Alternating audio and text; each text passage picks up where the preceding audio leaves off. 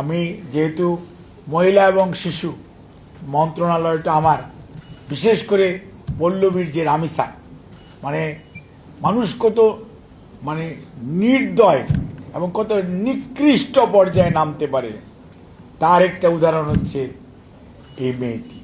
আজ আমরা তার আত্মার মাগফিরাত কামনা করি, তার পরিবারের পাশে আমরা সবাই থাকতে চাই এবং যে দোষী তাকে ধরা হয়েছে এবং তার যথাযথ বিচার এমন হওয়া উচিত যার কারণে যাতে দৃষ্টান্তটি আইন কখনোই নিজের হাতে তুলবে। একজন উচ্চারণ করেছেন মাইরা ফেলানো, this is too bad, this is too bad.